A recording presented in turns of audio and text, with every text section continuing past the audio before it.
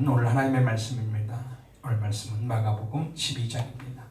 35절에서 37절까지 있는 말씀을 우리 함께 다 같이 읽도록 하겠습니다.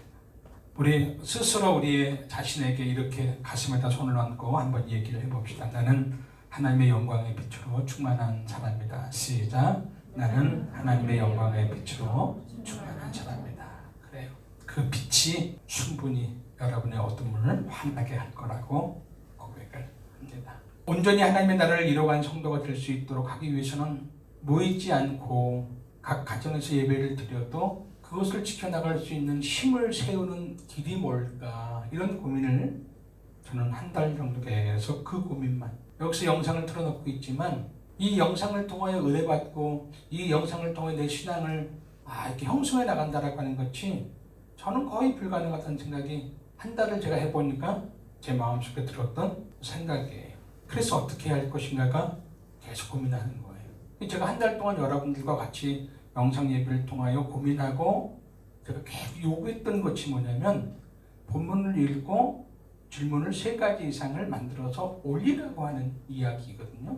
그것은 제가 여기서 설교하는 것보다 더 중요한 거예요. 제가 설교하는 것보다 더 중요한 것이 여러분의 삶의 현장에서 여러분들이 설교 본문을 읽고서 거기에서 이해가 되어지든지 이해가 되지 않든지 질문을 만든다라고 하는 자체가 여러분들 스스로 지금 말씀 앞에 서서 뭔가를 고민하고 뭔가를 지금 몸부림치고 있다라고 하는 것이 영상 하나 듣는 것보다 더 중요하기 때문에 저는 여러분들이 하든 안 하든 계속 한 달 동안 그 요구를 했던 거예요. 여러분, 무엇을 질문하는지도 모르고 질문을 하는 사람도 있어요. 괜찮아요. 여러분, 그렇게 시작하는 거라고 생각을 합니다. 그래서 앞으로 새한빛교회는 교회에서 예배를 드리든 가정에서 예배를 드리든 어디서 예배를 드리든 그거에 상관없이 몇 가지 원칙을 좀 세워놓고 앞으로 신앙생활을 했으면 좋겠다는 생각을 하는 거예요. 첫째가 뭐냐면, 여러분, 우리 교회는 특성이 다음 주 설교 본문이 이미 나왔어. 그 다음 주 설교 본문이 이미 나왔어. 그죠? 그러니까 이제는 다음 주 설교 본문이 마가복음 14장이에요. 지금 14장이라면 여러분들이 다음 주까지 일주일 동안 다른 건 묵상 안 해도 괜찮아요. 그 본문을 읽고 최소한 3번 정도 읽고 여러분 질문 3개를 반드시 만들어서 그럼 밴드에다가 좀 올려주었으면 좋겠어요. 그 질문에 대한 답은 제가 설교를 통하여 할 것이고, 그리고 설교를 끝나고 나서 여러분들에게 밴드를 통하여 그 이야기를 또 글로다가 또 내가 내어줄 거니까, 그렇게 우리 교회는 다 새한빛 교회 성도라면은 그런 일들을 이제부터는 시작을 해야 되겠다는 생각을 하는 것이고요. 혹시 밴드에 가입이 안 된 분들은 밴드에 그래서 이제 가입을 해주었으면 좋겠고요. 그것이 어렵다. 그러면 2번째 방법, 본문을 필사하십시오. 써서 사진을 찍어서 밴드에 올려주십시오. 둘 중 안에 하나를 여러분들이 금요일까지 여러분들이 올려주시면 제가 그걸 다 보고 또 기도하고 또 함께 고민할 건 고민하고 또 그 안에서 주신 하나님의 말씀을 또 간추려서 같이 좀 서로가 좀 나누었으면 좋겠다, 이런 생각을 저는 합니다. 이게 첫 번째예요. 설교 전에 우리가 해야 할 일. 자, 그리고 2번째, 오늘 이제 설교를 했어요. 자, 설교를 했으면 2번째는 설교를 듣고 난 후에 이제 집에 여러분 다 가시면 일주일 동안에 해야 할 일이 또 있어요. 그게 뭐냐면, 제가 오늘 본문 설교를 설교 텍스트를 여러분 개인의 카톡에다가 이제 앞으로 좀 줄 거예요. 여러분들이 그거를 목요일까지 다 읽어야 돼. 읽고 난 후에 피드백을 여러분들이 해주셔야 돼요. 나는 그 설교를 읽었다. 어떤 부분을 어떻게 읽었다라고 하는 거. 그냥 목사님 잘 받았어요, 감사해요, 고마워요, 은혜로워요, 이런 거 말고 그 설교 가운데서 그나마 나에게 조금 더 많이 들어왔던 그 부분들이 있을 거예요. 여러분, 길게 쓰려고 하지 마세요. 여러분, 길게 쓰려고 하다 보면은 또 힘들어져요. 한 문장, 2문장, 그 문장을 통한 어떠한 구조를 통하여서 어떤 말씀을 통하여 내 삶 속에서 어떻게 이것이 반응되었다, 이런 것들 그렇게 해갖고 목요일까지 여러분이 저에게 피드백해 주시면 제가 그거에 대해서 다시 또 여러분들에게 피드백을 해주는 것까지 해갖고 설교 전 설교 후 이렇게. 그래서 굳이 교회에서 많이 안 만나도 가정에서 여러분들이 예배를 드려도 충분히 말씀을 소화하고 이해하고 신앙생활을 할 수 있게끔 해나가야 되지 않을까라는 생각이 저에게 온 거예요. 그걸 가지고 듣는 설교가 아니라 읽는 설교라고 합니다. 이제는 듣는 설교 플러스 읽는 설교까지 가야 되겠구나라는 생각. 그래서 공간을 초월한 설교가 같이 흘러가야 되지 않을까. 그래서 한 주간 동안에 그 읽는 설교를 통하여 교제를 하고 소통을 하고 믿음을 키워나가는 그런 일들을 우리가 해야 될 것 같은 생각이 들어져요. 쉬운 건 아니에요. 근데 시작이니까 천천히 조금씩 같이 해나갔으면 좋겠다 이런 생각을 가지고 하게 되어질 겁니다. 우리 함께 좀 힘들고 어려우면 목사님 이런 것들은 이래서 어려워요. 저런 건 저래서 어려워요. 그렇게 여러분들의 마음을 표현해 주면은 또 그 안에서 또 할 수 있는 방법을 또 모색하고 그렇게 또 협력해 나갈 거니까 여러분 이제 서로 이런 걸 통하여 이제 대화를 하면서 여러분 같이 좀 나갔으면 좋겠다 이런 생각이 들어집니다. 이번 주도 질문을 3개 만들으라고 제가 부탁을 했더니 전사님, 그다음에 사모님, 그다음에 성경 집사님이 어쨌든 만들어줘서 감사합니다. 읽다가 의문이 있는 거, 모르는 것 있으면 질문하라고 하는 얘기입니다. 잘하라고 하는 얘기 아니에요. 우리는 뭐 하라 그러면 잘하려고 하는 것 때문에 자꾸 걸려요. 잘하지 마세요. 잘하려고도 하지 마세요. 잘하려고 하는 것이 외식이에요. 오늘 성경에 보니까 외식에 대한 얘기를 하는 잘하려고 하는 그 자체가 여러분 외식이에요. 보이려고 하는 것은 외식이에요. 여러분 외식하는 사람은 그것 해도 욕먹고 또 외식하는 사람은 하나님 나라에 합당하지도 않다라고 오늘 성경은 그렇게 이야기를 하더라고요. 이번 주부터 조금씩 한 걸음씩 우리 걸음마를 해나갈 수 있기를 바라는 마음입니다. 자, 지난주 설교에 여러분 바리새인들이 이렇게 얘기합니다. 내가 이혼 증서를 써주었기 때문에 나는 이혼을 해도 율법을 지키는 사람입니다. 이렇게 얘기를 했어요. 나는 옳은 사람이고 나는 율법을 지킨 사람입니다.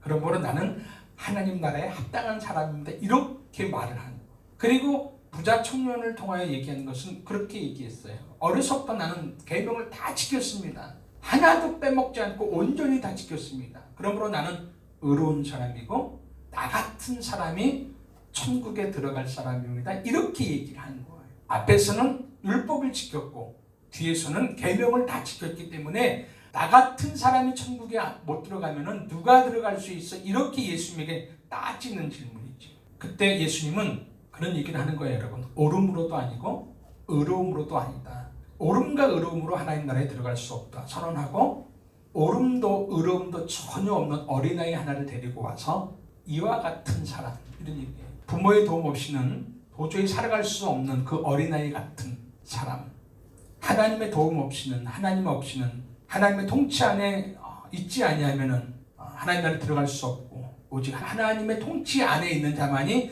하나님 나라에 들어갈 수 있다라고 하는 말씀을 하시고 그리고 10장 맨 마지막 부분에 바디메오를 통하여서 눈 못 뜬 제자들을 보면서 슬퍼하고 이제부터라도 눈 뜨기를 원하시는 그 예수님은 모든 사역을 다 마치시고 11장 십자가를 지기 위해서 예루살렘에 입성하는 거예요. 예수님이 예루살렘에 입성한 후에 무화과 나무를 저주해요. 성전을 깨끗하게 하는 척들시키는 그런 일들을 합니다. 사실 무화과 나무나 여러분 성전은 다 유대교를 상징하는 단어들이에요. 종교 지도자들을 상징하는 단어들입니다. 그리고 나서 12장에 와서 예수님은 악한 농부의 비유를 말씀하십니다. 그 악한 농부의 비유를 다 듣고 나서 그 말씀을 다 듣고 난 후에 그 들었던 사람들이 스스로 마음이 찔려요. 그래서 스스로 이 이야기를 나에게 하는구나 이렇게 지금 하는 거예요.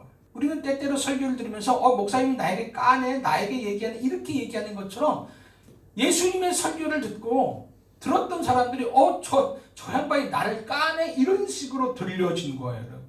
그래서 예수님을 잡아 죽이려고 애를 써요. 그 중에서 여러분 12장에 보니까 가장 먼저 바리새인과 헤롯 땅 중에서 한 일부가 13절부터 17절까지 세금 논쟁으로 예수를 잡아 죽이려고 합니다. 누구에게 세금을 내야 할 것인가에 대한 문제를 가지고 와서 예수님을 잡아 죽이려고 논쟁을 합니다. 그리고 난 후에 18절부터 27절까지 부활 논쟁으로 사두개인들이 예수를 잡아 죽이려고 합니다. 이게 지금 12장 오늘 우리가 읽었던 본문 말씀 전의 이야기예요.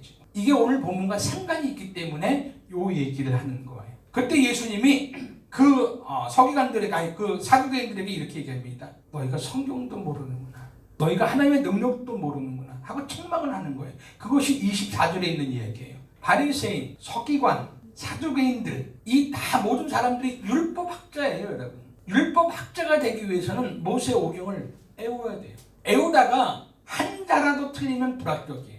창세기부터 시작해서 여러분 신명기까지 5권을 애우는데 애우다가 한 자 틀리면 불합격이에요. 그럼 한 자도 틀리지 않고 다 애운 사람이 율법학자가 되는 거예요. 대단한 거예요, 여러분. 한 권도 아니고 5권을 다 애워야 되는데 한 자도 안 틀리고. 그런데 오늘 그들을 향하여 예수님은 너희가 성경도 모른다. 너무 자존심 상하신 것 같아요. 저에게 누군가가 여러분 목사님 성경도 모르세요 라고 하면요 목사에게 치명적이에요. 치명적이에요. 여러분들이 진짜 잘하는 전문 분야에 누군가가 그 전문 분야를 치고 들어왔어요. 여러분 그것도 모르냐고 라고 얘기를 하면 여러분 자존심 상해요. 오늘 지금 자존심 상하는 거예요. 여러분 성경도 모른다고. 심각한 거죠. 여러분 종교 지도자이고 율법학자고 오늘 우리로 얘기하면 교회를 다니는 사람인데 성경을 내가 모른다라고 하는 것은 심각한 거예요. 나는 어떠한지 여러분 스스로 한번 점검해 보세요. 나는 성경을 아는 사람입니다. 나는 성경을 아는 사람입니다. 이 이야기를 듣고 있었던 율법학자 중에서 여러분 서기관들이 뿌리라는 거예요. 그러니까 예수님에게 대적을 하는 거예요. 그럼 너는 성경을 얼마나 알아? 이렇게 나오는 거예요. 아니 우리한테 성경을 모른다고 하는 너는 그럼 너는 성경을 얼마나 알아? 하면서 예수님에게 성경에 대한 질문을 하는 거예요. 이게 28절부터 34절까지 오늘 본문 전까지예요. 그것이 큰 계명 논쟁이에요. 그래서 그들이 얘기하는 거예요. 예수, 너 계명 중에서 가장 큰 계명, 첫째가 되는 계명이 뭔지 알아? 이렇게 이제 물어보는 거예요. 그것이 28절에 이제 물어보는 거예요. 그랬더니 예수님이 이제 대답을 하지요. 29절, 30절, 31절까지가 예수님의 대답이에요. 첫째는 하나님의 사랑, 마음을 다하고 목숨을 다하고 뜻을 다하고 힘을 다하여 하나님을 사랑하는 것이다. 둘째는 내 이웃을 내 몸과 같이 사랑하는 것이다. 이렇게 예수님이 이야기를 했어요. 그 이야기를 들었던 서기관들이 여러분 뭐라고 얘기를 했냐면 너 성경 좀 안 해? 이렇게 얘기하는 거예요. 야, 너도 성경 좀 안 해? 이렇게 얘기하는 거예요. 그리고 한술 덧뜨지요. 하나님을 사랑하고 이웃을 사랑하는 것이 모든 예배의 행위보다 더 낫다. 그러니까 예수님도 여기서 알았어 라고 끝나면 되는데 예수님도 지지 않고 한 걸음 더 나갔죠. 뭐라고 더 나가냐면 자 34절에 있는 이야기예요. 자네도 참 지혜롭게 대답을 하는구나 이렇게. 그러나 참 지혜롭게 대답은 했는데 그러나 자네는 하나님 나라에서 멀지 않다. 참 뉘앙스가 그래요. 멀다 뭐 그렇게 얘기하는데 멀지는 않을 거예요. 가까워 있는데 못 들어간 것 같은 느낌이죠. 어쨌든 좀 이따 다시 또 얘기를 하고 그리고 나서 이제 오늘 본문으로 들어와서 그리스도에 대한 논쟁을 이제 시작을 합니다. 37절까지요. 여러분 이 35절에서 37절까지 있는 이 말씀은 여러분 어쩌면 1절에서부터 시작을 해서 34절까지 종교의 지도자들과 예수님 사이에서 있었던 논쟁의 결론이에요. 결론. 그렇기 때문에 내가 그 앞에 있는 이야기를 제가 뭐 세금의 문제, 그죠? 부활의 문제, 계명의 문제를 좀 얘기하는 거예요. 그거에 대한 모든 논쟁의 결론이 지금 오늘 저는 35절에서 37절로 보는 거예요. 오늘 본문 말씀은 꼬리만 딱 잘라져서 여러분 결론으로 나오는 이야기예요. 근데 그 앞에 어떠한 사건과 이야기가 덧붙여 있어야지만 이해하기가 쉬운 거예요. 오늘 우리가 읽었던 본문 말씀은 여러분 마태복음 22장 41절에 똑같은 이야기로 나와요. 근데 마태복음에서는 여러분 어떤 이야기가 덧붙여 있냐면은 이런 이야기가 덧붙여 있어요. 예수님이 바리새인들에게 이렇게 먼저 질문을 해요. 무슨 질문을 하냐면 그리스도에 대해서 너희가 어떻게 생각하느냐 이렇게 질문해요. 그리스도에 대해서 너희가 어떻게 생각하느냐. 다시 말하면 그리스도는 누구의 자손이냐 이렇게 예수님이 바리새인들에게 물어봐요. 먼저 물어봐요. 그랬더니 바리새인들이 정정당당하게 이렇게 얘기해요. 그리스도는 다윗의 자손입니다. 이렇게 얘기를 하는 거예요. 그 이야기를 끌고 마가복음에서는 지금 여러분 뭐라고 얘기냐면 35절에 서기관들은 어찌해서 그리스도를 다윗의 자손이라고 하는가 이렇게 질문을 하는 거예요. 마태복음에서는 여러분 바리새인들이 예수님과 대화 속에서 그런 얘기를 했다 얘기하고, 오늘 마가복음에서는 여러분 서기관이라고 여러분 얘기를 해요.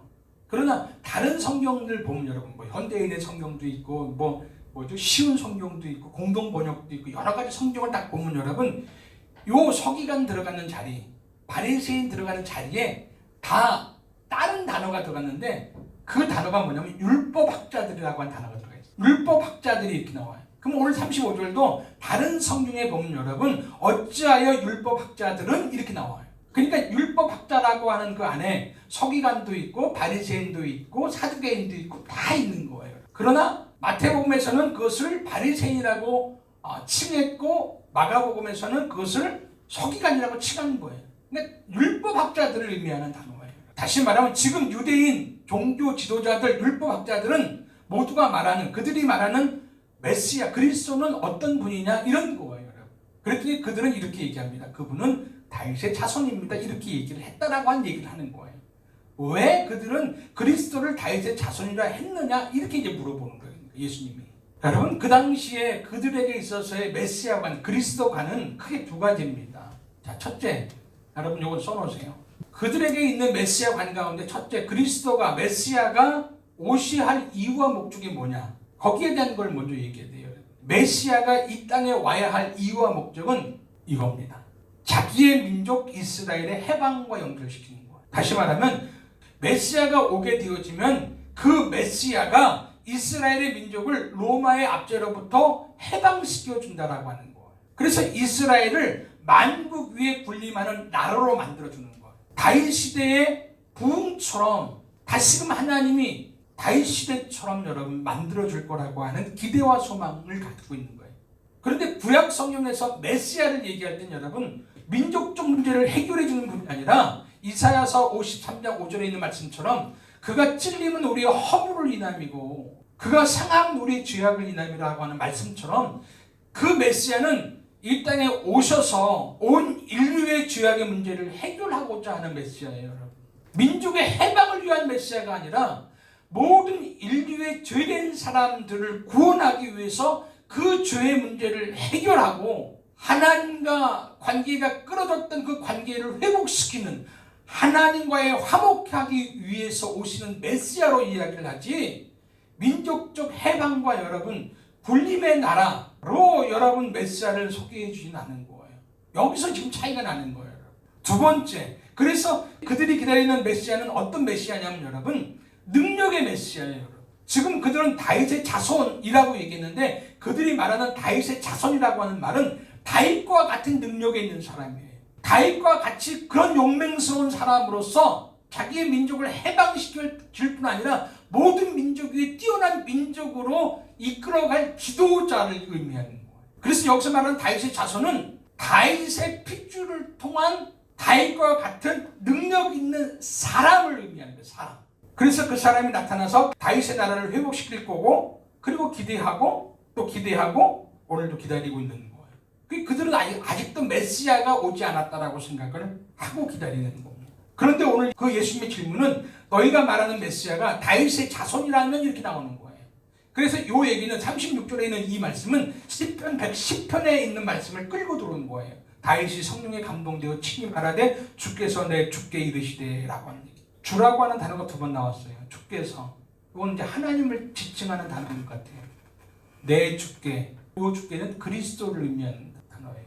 근데 주께라고 하는 그 앞에 내 주께라고 하는, 다윗은 내 주께라고, 그리스도를 내 주라고 고백했다라고 하는 거예요.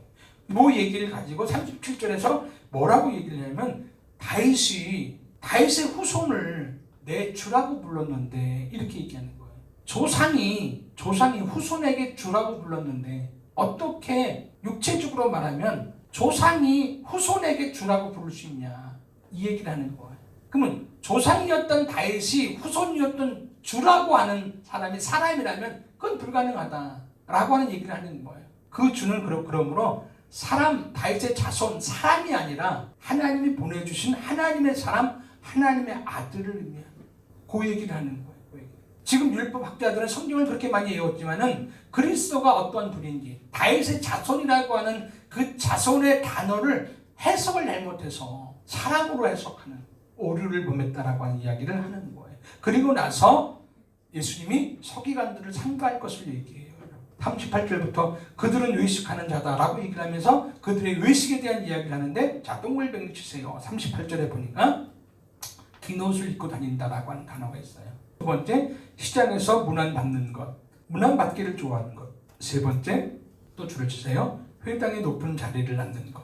네 번째, 잔치의 윗자리를 원하는 것. 그들은 굉장히 이런 걸 좋아해요, 여러분.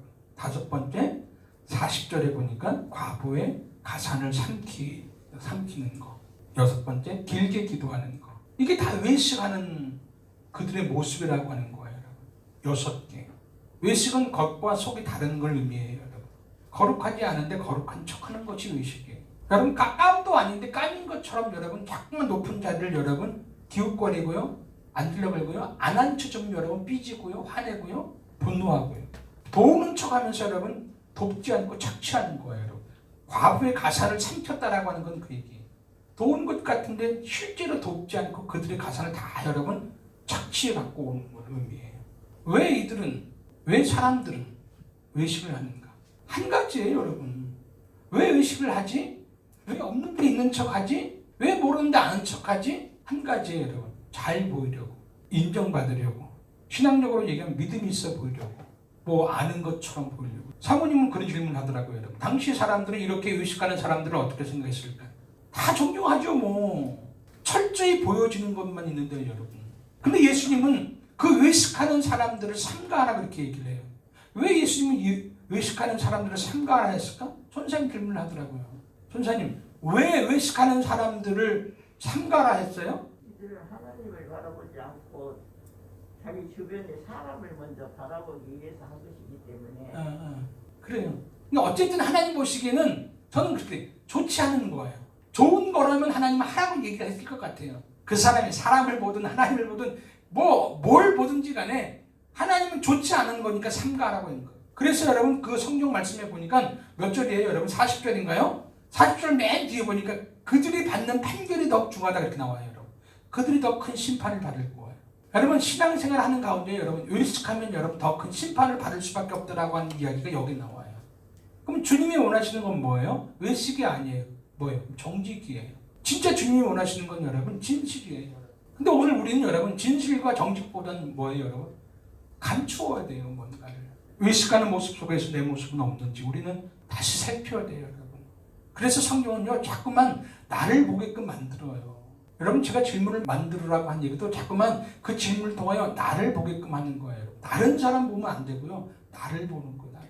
그리고 난 후에 예수님이 그들의 외식의 대표적인 모습을 여러분 과부의 연보 헌금을 통하여 얘기를 하는 거예요, 여러분. 저는 외식의 가장 그것이 여러분 오늘 이 종교 생활에도 있다라고 얘기를 하는 거예요. 헌금을 할 때 외식하고 예배를 드릴 때 외식하고 다 그런 거에 대한 이야기까지. 그러니까 생활 속에서만 외식하는 것이 아니라 속과 겉이 다른 게 아니라 종교 생활을 하는 데에서도 여러분 속과 겉이 다르게 지금 얘기를 한다라고 하는 얘기예요. 그들이 아무리 많은 것을 해도 아무리 그들이 전부를 한다 할지라도 여러분 진실과 정직으로 했던 과부의 드립됨보다 많지 않다라고 하는 거예요.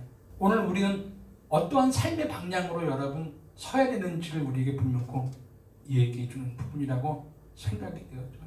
정직한 마음, 진실한 마음, 사랑의 마음, 그 믿음의 마음으로 우리가 주님 앞에서 온전히 서야 되겠다라고 하는 이야기를 하는 것이 오늘 우리가 읽었던 본문 말씀의 전체적인 내용이라고 생각이 되어져요. 오늘 이 말씀을 통하여 우리가 한 가지만 여러분 생각하고 싶어요. 생각했던 것은 여러분 34절에 있는 말씀이에요. 한번 여러분 34절을 한번 잠깐 보세요. 여러분 성경에다 줄을 치세요. 34절에 너가라고 한다죠. 너가 하나님 나라에서 멀지 않다라 할 때 너가라고 한 단어 줄을 치세요. 누구를 지칭하는 단어인가요? 서기관, 그죠? 바리새인, 사두개인들, 율법학자들을 의미하는 거겠죠. 싸잡아서 그렇게 얘기를 해요, 여러분.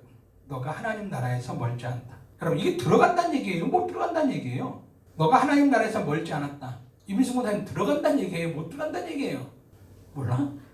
사모님은 들어간다는 얘기예요? 못 들어간다는 얘기예요? 가능성. 가능성은 있다는 얘기예요? 멀지 않았다. 깨달아지고 잘하면 있으니까. 들어간다. 앞으로 잘하면 들어간다는 얘기예요? 멀지 않았다. 지금 깨닫고 있으니까 지금. 저는 가까이 있어요, 여러분. 여러분 모세 오경을 외웠잖아요. 하나님의 말씀을 너무너무 잘 알잖아요. 얼마나 가까이 있어요. 지금까지 가까이 있어요. 간격이 좁혀졌나요? 가까이만 있어. 가까이만 있는 거 아니에요? 그래, 난 장로님 그래. 가까이만 있는 거 아니에요, 여러분? 주변에서 계속 랜덤. 장로님은 가능성은 물론 가능성은 맞아요. 근데 늘 가까이 있기 때문에 1번 수는 맞는 것 같아요. 근데 이걸 마태복음에서는 뭐라고 얘기냐면 너희가 천국 문을 들어가지도 못하고 들어가는 사람을 막는다 이렇게 또 얘기를 해요. 가장 가까이 있는데 제가 볼 때는 저는 이게 못 들어간다라고 하는 단어로 그래서 그냥 가까이만 있는 거예요. 왜? 말씀을 많이 알고 말씀을 가르치고 늘 말씀과 동행하는 삶을 사니까 저는 그렇게 해석이 되어져. 아, 이건 못 들어가는 거구나 이거. 멀리 있으면서 못 들어가면 괜찮아요. 가장 가까이 있으면서 못 들어가는 거예요. 나는 들어갔다고 생각을 했는데 이런 슬픔이야. 왜 그들은 하나님의 나라에 못 들어갔을까? 예수 믿는 사람들이 두 가지 있거든요. 예. 예수를 믿는 사람하고 예. 예수를 믿는 줄로 믿는 사람. 장로님은 몇 번이야? 나는 지금까지 예수를 믿는 줄로 믿었어요. 아, 찔리네. 오케이. 이 사람들은 지금 걔들 성경을 가장 잘 알고 하나님과 가장 가까운 사람으로 보는데 착각이 실제로 그죠. 그 안에 있지 않고 갑자기 근데 결론은 여기서 심판도 중요해. 더 중요하죠. 오히려. 보세요, 여러분. 34절을 보면 그가 대답하는 걸 보고 예수님이 이렇게 지혜 있게 대답했다라고 칭찬을 해요. 그냥 그가 알고 있는 지식이나 대답이 틀린 게 아니에요. 여러분, 기독교인들이 말하는 것이 틀린 게 아니에요. 목사가 얘기한 거 틀린 게 아니에요. 그런데 문제가 있어요. 답은 맞는데 못 들어가는 거예요. 왜 답은 알고 있는데 못 들어갈까? 혹시 내가 그 사람이 아닌가?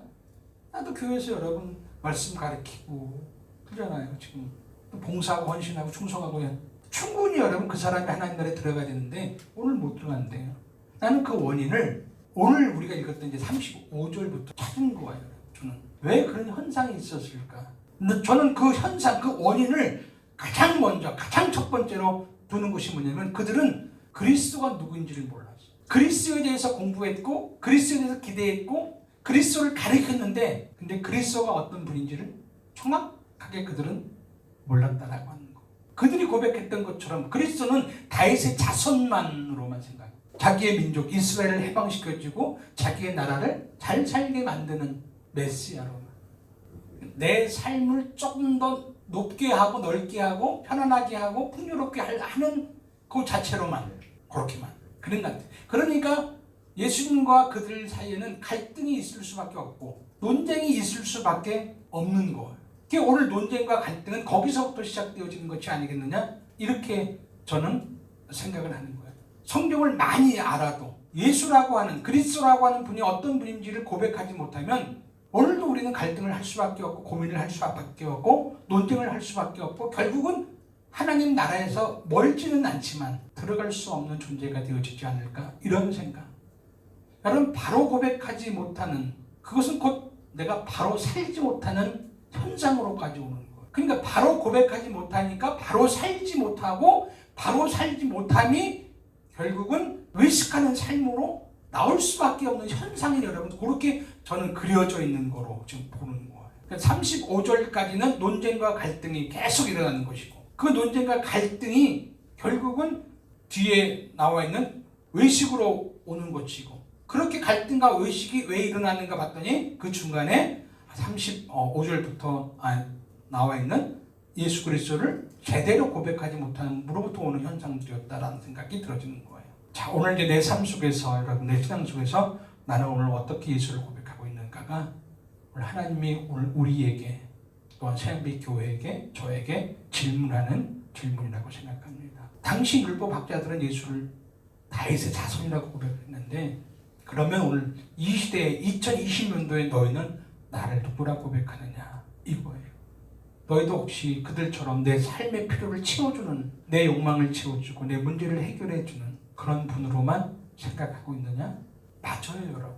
예수님은 얼마든지 우리의 삶의 필요를 채워주고 문제를 해결하고 여러분 내 삶의 풍요를 넉넉하게 해줄 분은 맞아요 여러분.